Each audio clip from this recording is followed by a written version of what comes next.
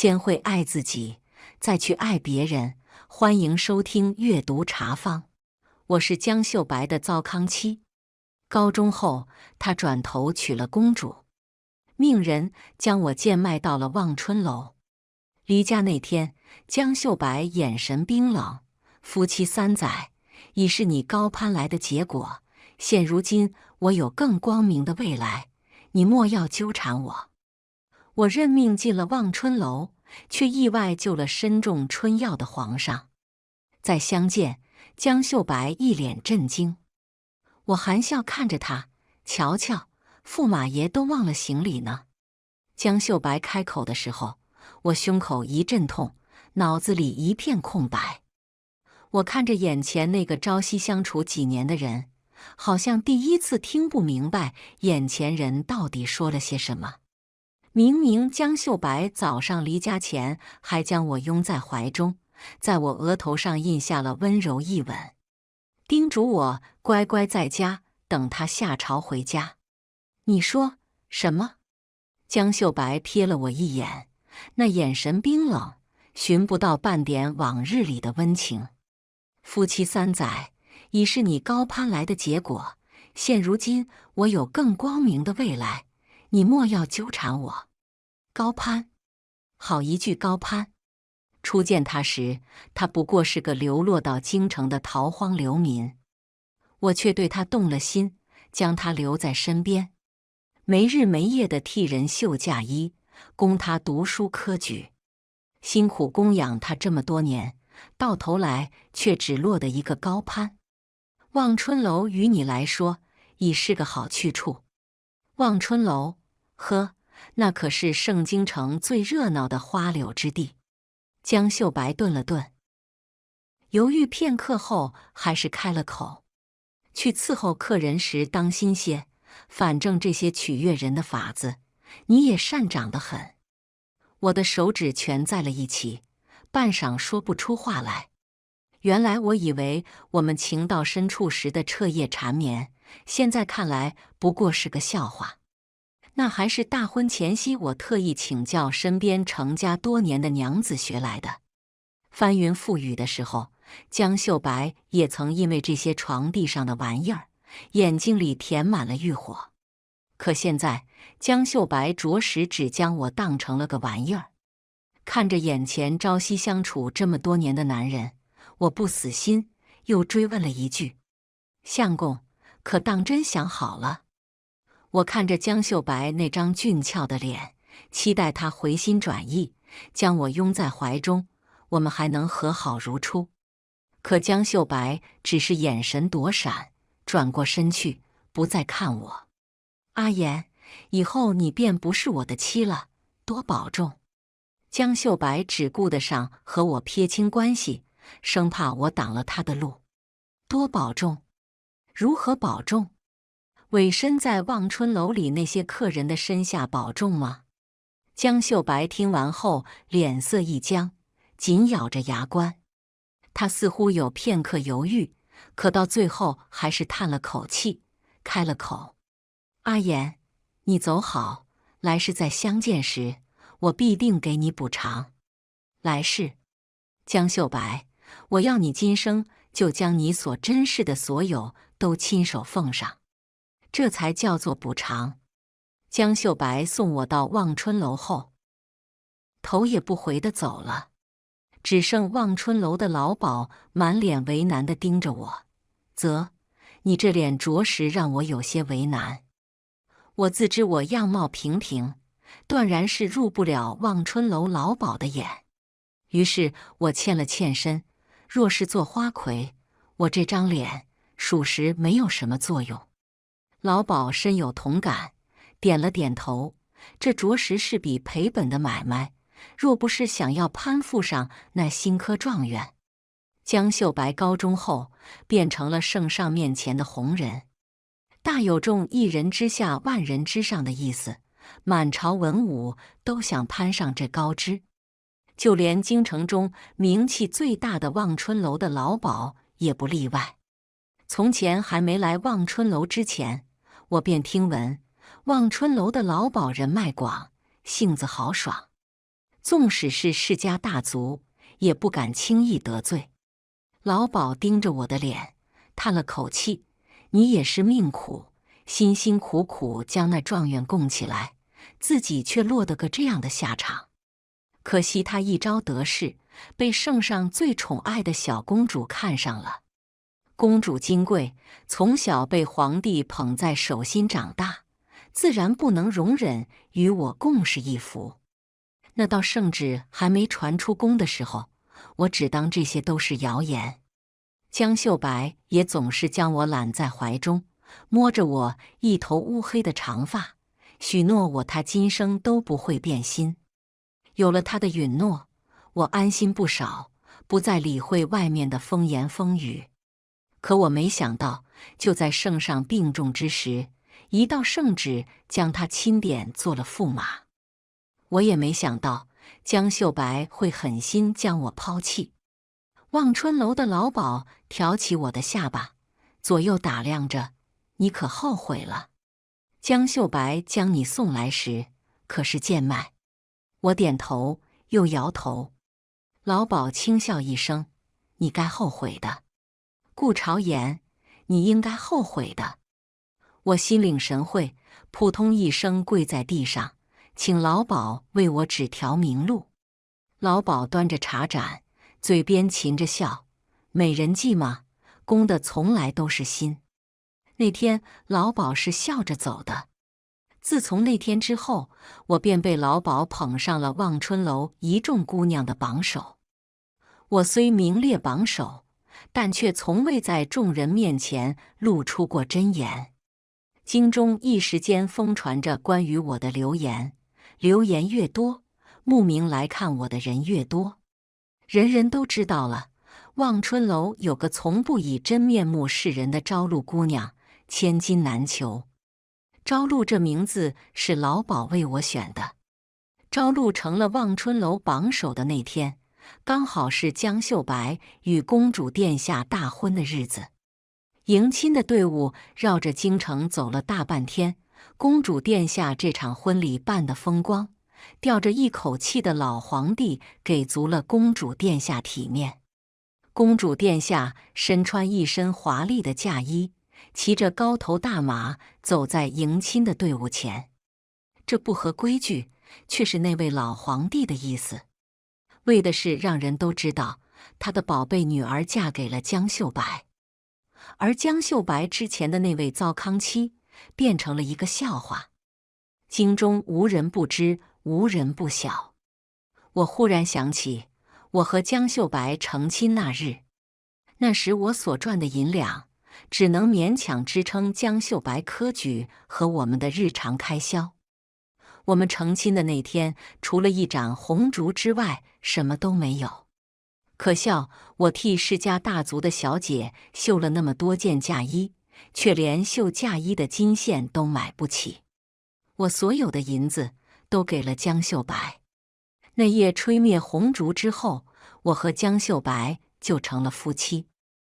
我满脸娇羞地望着她，使出了我一早从隔壁大娘那里讨教来的法子，尽可能地讨她欢心。那天晚上，江秀白是满脸红潮拥我入眠的。我摸着她的背，幻想着成亲之后的生活，幻想着有了她的孩子之后的日子，幻想着她高中之后的日子。那天晚上，我是嘴边噙着笑入睡的。可我没想到，江秀白确实成了状元，但那之后的江秀白却与我再没有什么关联。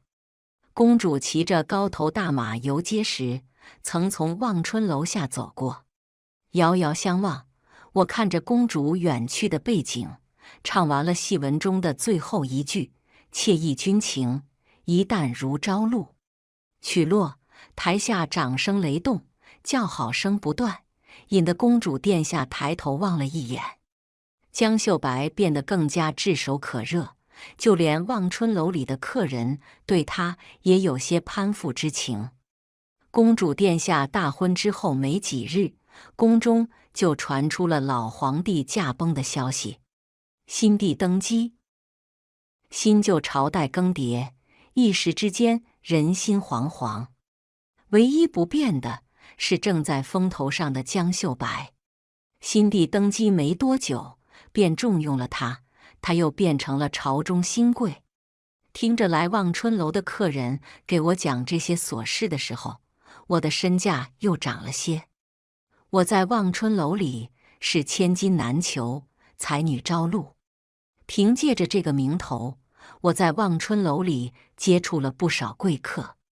那天曲终人散后，我见到了一个最不该见的人。我那一朝得势的薄情状元郎，他在老鸨那里一掷千金，买了个和我共处一室的机会。这事儿在望春楼里并不罕见。我扯了扯嘴角，又想到了离家那天他那句“去伺候客人当心些”。我的脸上附着一层薄纱，将我的面容遮得严严实实，只露出一双好看的眼睛。我含笑为他斟了一杯酒，笑着与他对饮。一饮而尽后，江秀白落荒而逃。从始至终，他甚至连坐在我的对面也不曾。江秀白只是匆匆忙忙地看了我一眼，一句话都没有留下。他走后，一直躲在暗门里的老鸨走了出来。他挑眉笑着看我：“你瞧，我们这薄情的状元郎上钩了呢。你瞧，自从离开他之后，这些男人爱你爱的疯魔。”我含笑点头，深表同意。眼下的盛京城，没有哪个烟花之地比望春楼还要红火，而望春楼中没有一个姑娘比我风头更盛。江秀白走后的第二天，京中多了个传闻，他们都说望春楼里的朝露姑娘是个妖，能将人的魂都勾了去。一时之间，盛京城中的妇人们人心惶惶，生怕自家相公被我勾走了魂。而盛京城中的男人则是蠢蠢欲动，一有机会便想要来望春楼一睹我的容颜。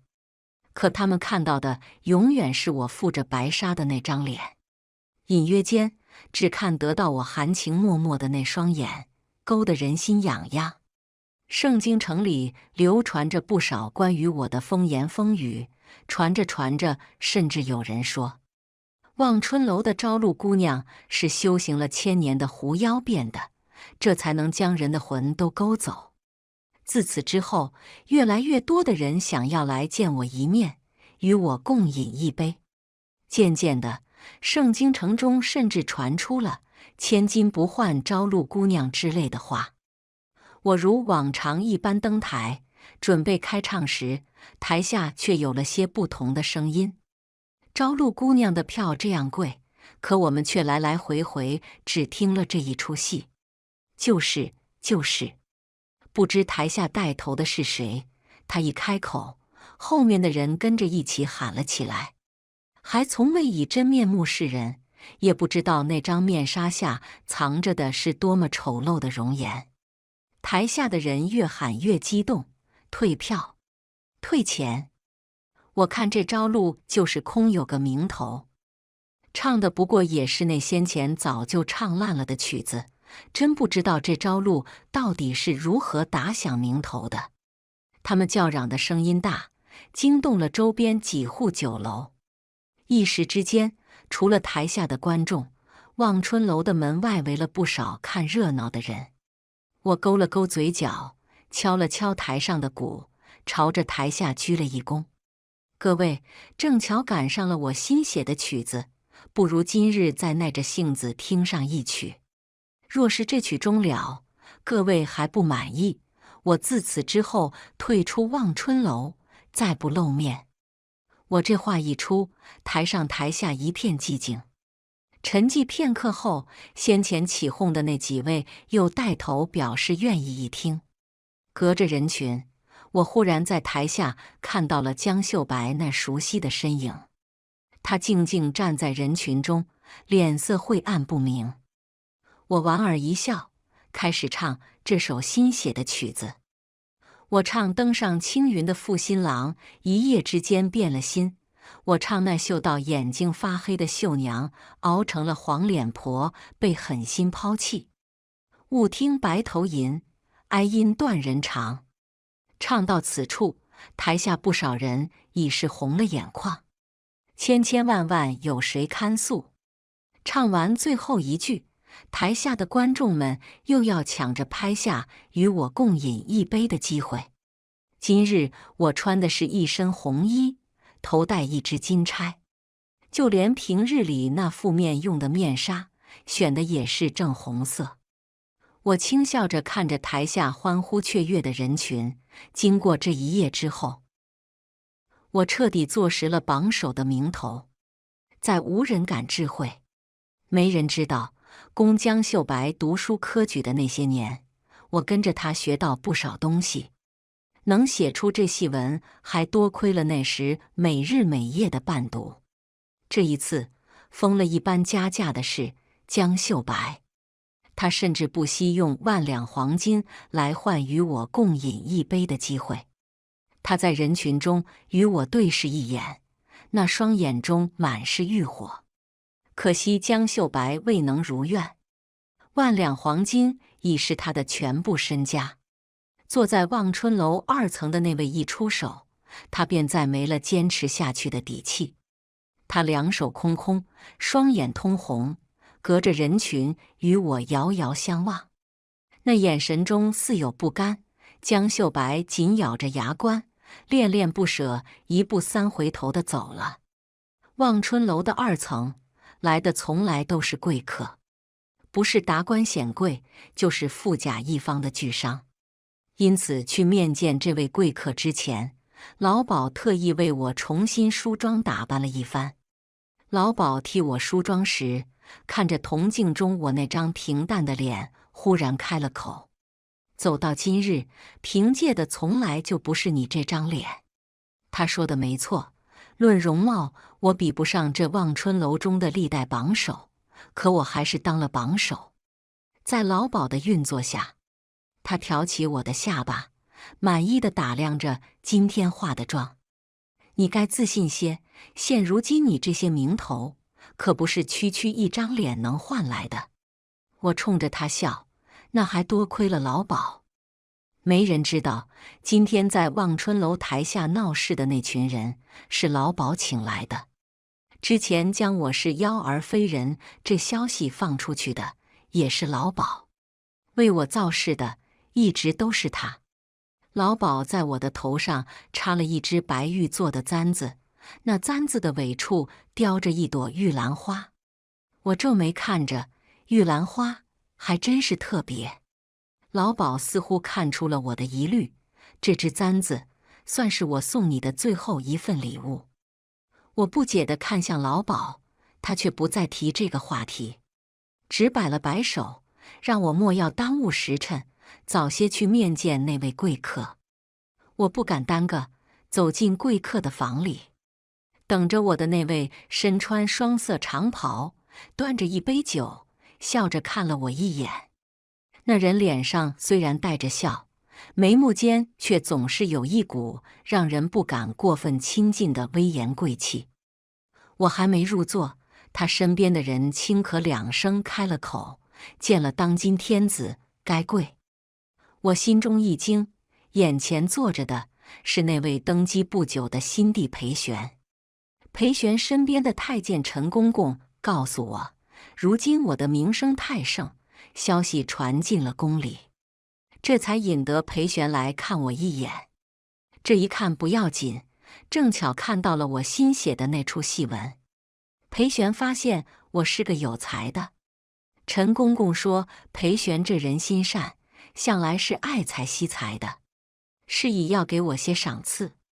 可惜陈公公话还没说完，他身旁的裴玄就红着双颊，用满含情欲的双眼盯着我。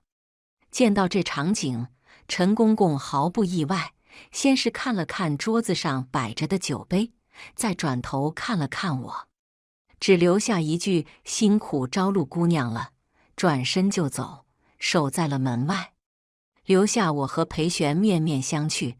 他还是双眼迷离，时不时还要轻哼几声。可等门外的陈公公走远之后，他却忽然恢复了清明。裴玄双眼含笑：“朝露姑娘，我想你在这望春楼中过得也不太自在。”我这个榜首在望春楼有什么？我话还没说完，裴玄的手就伸到了我的嘴边。你戏文里写的不是你自己的故事吗？这一句话宛如击中了我的天灵盖。我的心事被戳穿，裴玄一定背着大礼在等我。陈公公觉得我缺个坊间来的贵妃。裴玄说完，摸了摸我垂在耳边的碎发。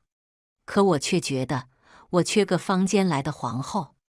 这是一场交易，裴玄说的隐晦，我还是听懂了他的弦外之音。裴玄这皇位还没坐稳，前朝后宫中指不定埋着多少雷。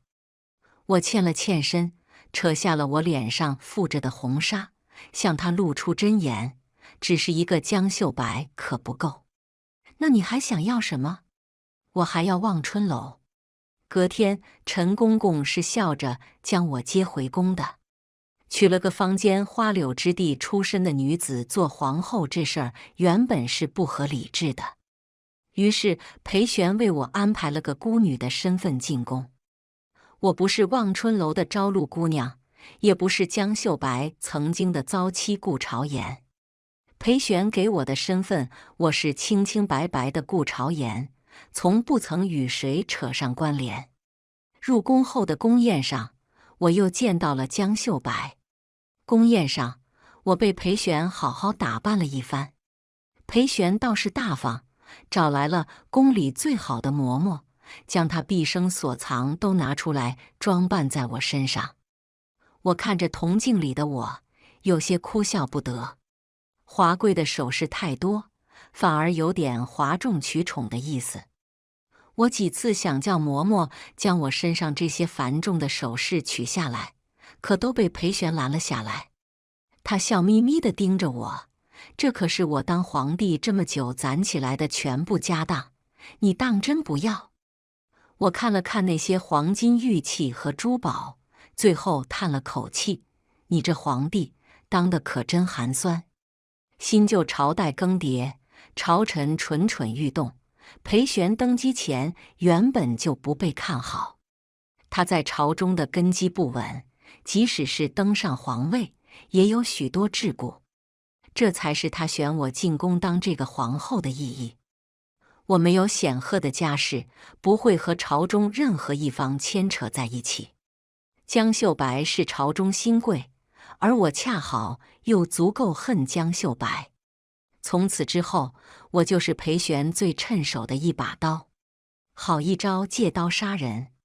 如今江秀白与长公主站在我面前，倒真是一对璧人。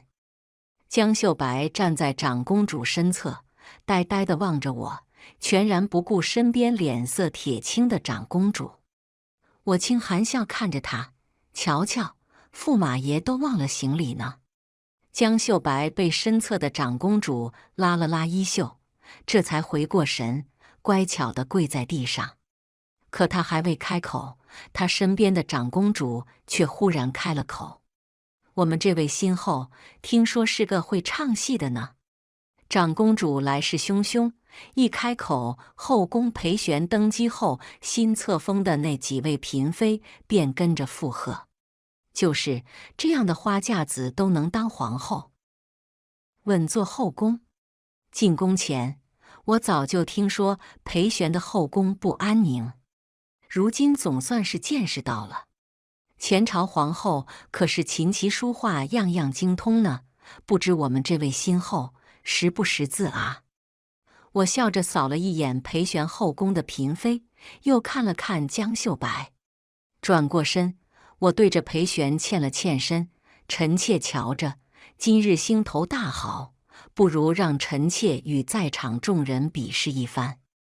裴玄神情淡漠，不知皇后想要同谁比，比什么？不如就让臣妾和状元郎比试一场吧。在场的新科状元只有江秀白一位。他脸色白了几分，身形一僵。不如皇上恩准臣妾与状元郎比策论。所有人都没想到我会开口与连中3元的状元郎比策论。长公主冷哼一声，一副胜券在握的模样。江秀白被众人推到了我的面前，她扑通一声跪在了地上，抬头先是意味深长地看了我一眼，转头又殷切地看向裴玄。在下才疏学浅，恐怕难与娘娘比试这一场。属实是有些胜之不武，请皇上收回成命。江秀白求情时，双拳握得很紧，他头埋得很低。裴玄没开口，只用指节轻轻敲着书案。他每敲一下，江秀白的脸色便会更白一分。江秀白身后的长公主脸色阴沉，死死盯着我，那眼神中藏着一丝极难察觉的杀意。我冷哼一声，看着他们，真是一对蠢人，不过凑在一起也算是够般配的。长公主那阴鸷的眼神，定然是觉得江秀白对我余情未了，这些举动都是为了护我周全。可只有我知道，江秀白那些年拿得出手的策论，都是出自我的手中。还好只有我知道，裴玄没有松口的意思，还是让我们比试了一场。我却在写策论的时候放了江秀白一马。可纵然如此，宫宴上的宾客还是看出了我文采斐然。策论是输了，人心却赢了回来。我对着在场宾客笑着举杯，自罚3杯。酒喝光之后，我揉着眉心，一连喊着头痛。裴玄心情大好，恩准我先回宫歇息。离场时，我嘴边噙着笑，看着江秀白，用口型示意他好久不见。江秀白脸色惨白，与我对视一眼，然后抓紧酒杯，将那杯酒一饮而尽，然后冲着裴玄行了个礼：“皇上，臣也有些许不适。”我还未离席，这句话之后，宫宴上瞬间变得寂静无比。江秀白和我曾是夫妻这层关系，无人不知，无人不晓。纵使裴玄早已经给了我个清清白白的身份，从前从没人戳破这层窗户纸。如今状元郎这一举，倒是有些要同我叙旧的意思。众人面面相觑，等着裴玄发话。可没想到，裴玄允了。离开众人的视线后，江秀白小跑上前，一把拉住了我的衣袖：“阿言，我们夫妻一场，如今你已登上至尊之位，为何不能放我一马？”我冷眼看着眼前的人，从前他叫我莫要阻挡他前程的话还萦绕在耳边，可如今他却将自己的姿态放得这样低。江秀白越来越像个笑话。状元郎这话说的，本宫倒是听不懂了。论理智，你喊本宫小字，本宫便能治你个大不敬的罪名。我一把拉起他的领口，笑了笑。可本宫今日心情不错，先不与你计较。江秀白耳根变得通红，结结巴巴半天，只说出句：“从前我不知，你竟是这样。”哟，他后面的话还没说完，就被我打了一巴掌。本宫如今是这圣经的皇后，还望江大人明白，君臣有别，不该说的话，还是闭紧嘴巴的好。说完，我将一份拓本冲着他扬了扬：“江大人，应该也不想这东西有重见天日的一天吧？”没人知道，江秀白一篇使他拿下榜首的策论是出自我之手。这份拓本就是铁证，也是扳倒江秀白最有力的武器。江秀白的喉结动了动，思索片刻后跪在了地上：“娘娘，想要江某做些什么，烦请明示。”我笑出了声，挑起了他的下巴：“这才对。早有这种觉悟，想必江大人和本宫之间也落不到这个地步。从前江秀白仗着我人微言轻，身后又有长公主这座靠山，从不曾忌惮过去那些出自我手的策论。可如今却变了天，今时不同于往日，江秀白如今在我的手里更像条狗。朝局错综复杂，朝堂之上如此，后宫亦如此。如今裴玄的几位嫔妃都是盛京的世家大族送进宫的，一半是裴玄为了稳定人心，一半是世家大族想要裴玄当个傀儡皇帝，与他们紧密绑定在一起。而这些跃跃欲试、总是不安分的嫔妃们背后的世家大族，又与长公主有着千丝万缕的关联。我要江秀白做的，无非是替裴玄将这些世家大族的羽翼拔掉。这对曾经炙手可热的江秀白来说易如反掌。正巧这个关头，所有人的注意力都放在了裴玄被当众戴绿帽子这事儿上。茶余饭后，坊间不断议论着我和江秀白还有裴玄之间不得不说的二三事，人人都等着看我的笑话，看裴玄的笑话。可惜他们没想到，那把悬在头上的刀就这么落了下来。江秀白咬出不少世家大族贪墨的证据，在某天早朝的时候一并交给了裴玄。裴玄很快就把朝堂之上的几个世家大族连根拔起，连带着他们送进后宫的那些美人一并流放去了边疆。朝堂之上一时间变得人心惶惶，谁都没想明白，只是吃个瓜的功夫，怎么就栽了？可也就是这几天的功夫，他们着实是栽在了江秀白的手上。江秀白因此还落了个铁面阎王的好名头。我现在是裴玄手中最好的一把刀。裴玄这边的事解决了大半之后，他按照约定将望春楼给了我。别人不知道，我却最清楚，望春楼才是这盛京城中最好的地方。除了老鸨和我之外，没人知道望春楼从始至终都是裴玄的。再往前翻，望春楼的主人一直都是那群在朝堂之上斗得你死我活的世家大族。老鸨只是明面上望春楼的主人，背地里望春楼从来都是这群世家大族争夺的目标。望春楼可不只是做生意的地方，还是搜集情报的好地方。人在尽兴的时候，总是会说出些意想不到的话。这些只言片语汇集在一起，总能将事情的全貌推测出来。这才是望春楼屹立多年不倒的秘诀。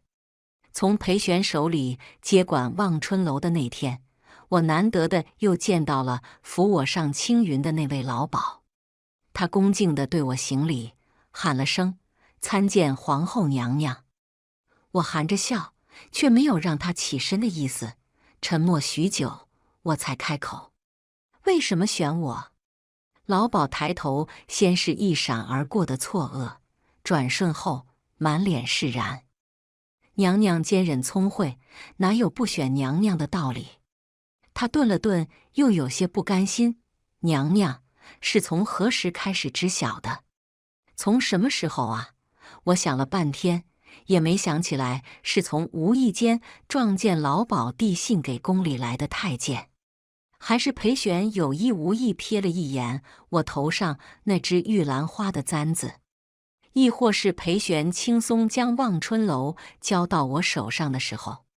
正如老鸨所说，我坚韧聪慧，断然没有猜不出的道理。我想我和老鸨的寒暄就到此为止的时候，老鸨又开了口。他说：“当然，还因为是江秀白送您来的。江秀白，炙手可热的状元郎，未来可期的状元郎。谁都不知道他会不会在日后翻起旧账，要彻底除掉他那个糟糠妻，以及糟糠妻所在的望春楼。那时的江秀白可是长公主的人。裴玄登基之后，世家大族和不安分的长公主就变成了他的心头大患。我笑了笑，还真是得多谢当初江秀白选择将我送到望春楼这个主意。老鸨似乎是看穿了我的心事，将您送到望春楼的主意是长公主殿下的意思。我的手抖个不停，半晌说不出话来。原来江秀白和长公主那么早就勾结在了一起，原来江秀白背叛的那样彻底。我稳住心神，又追问了一句：为什么？为什么甘心放下这滔天的权势？掌管着望春楼，就是掌管着皇帝的大半条命脉。老鸨他明明知道的。他摇了摇头：朝露，你还小，你不知道。人手握权力时间久了之后，心是会被腐蚀的。朝露，我又变成了朝露。我乏了，不想无休止地斗下去。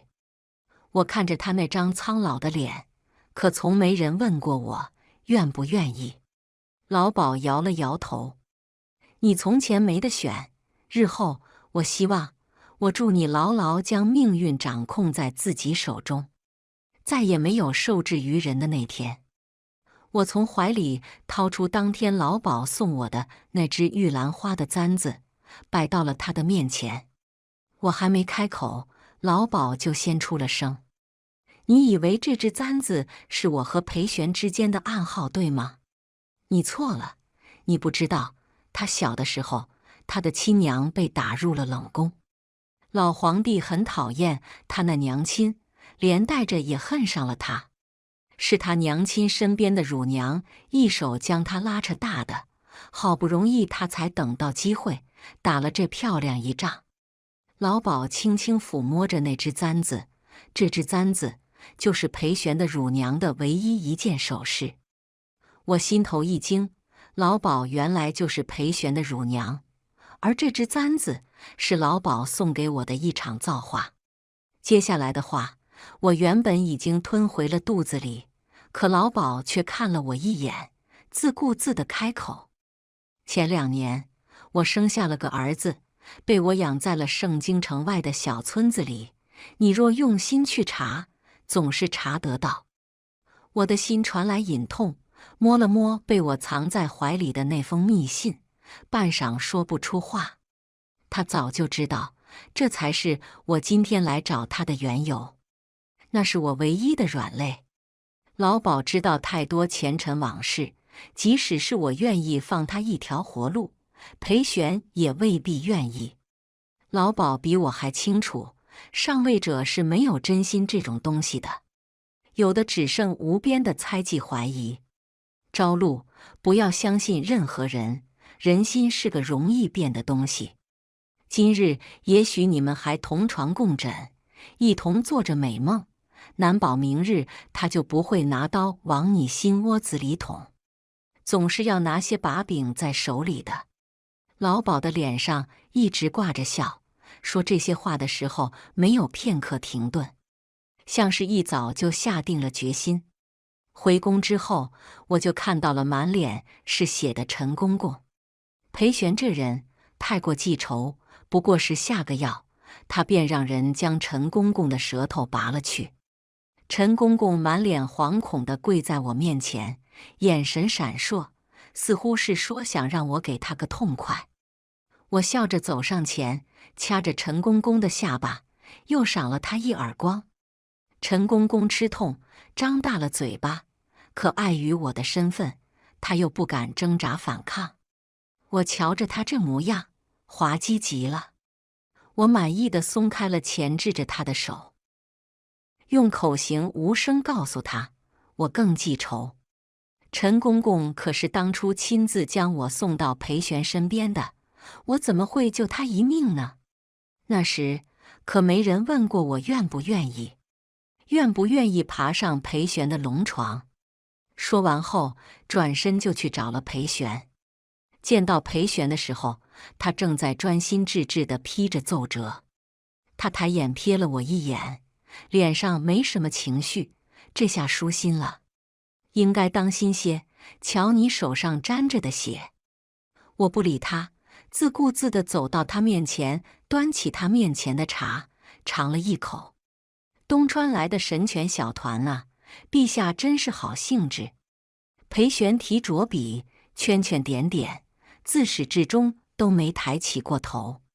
正好，我第一个落脚的地方，就去东川吧。听到这句，裴玄终于抬起了头，他有些失神，笔上的墨滴在了奏折上，染黑了一大片。我瞧了瞧，那奏折上的字迹都有些看不清了。可惜了。裴玄回过神，点点头，是可惜了。许久之后，裴玄直直盯着我，宫里可有不顺心的地方？也没有，就是不想被困在这高墙大院里。皇宫里最不缺的就是女人，我不想被锁在这牢笼之中，困死自己，最后熬得油尽灯枯。离宫那天，裴玄的眼中隐约有些不舍。我能理解他，毕竟他失去了他最好用的一把刀。我笑着和他道别，临走前留了份大礼给你。裴玄的眼睛眨个不停，好像有些期待。我把那些拓本塞到了裴玄的手里，训好一只狗，送你了。江秀白会是裴玄手里的另一把利刃。不止江秀白，还有如今失去羽翼，只剩一口气的长公主。我曾问过裴玄，为什么不将长公主连根拔起，永绝后患？他笑了笑，阿言，阶级是永不会消失的，没了一个长公主，还会有另一个其他什么公主？而我吊着他一口气，让他整日惴惴不安，只知道怎样苟活，我就能坐稳这皇位。行不可知，则危不可测。我不置可否，只通知望春楼的人，时不时传出长公主豢养男人的消息。江秀白现在是裴玄身边最得力的朝臣，自然是不能容忍一个失势的公主给自己头上戴绿帽。夫妻俩就这样离了心。我收到消息的时候，还是轻啧了2声，还以为这对璧人的感情有多深，现在看来也不过如此。裴玄想要放过江秀白，可没问过我愿不愿意。做完这一切之后，我坐上了前往东川的马车。一路上风景秀美，我心情好了不少。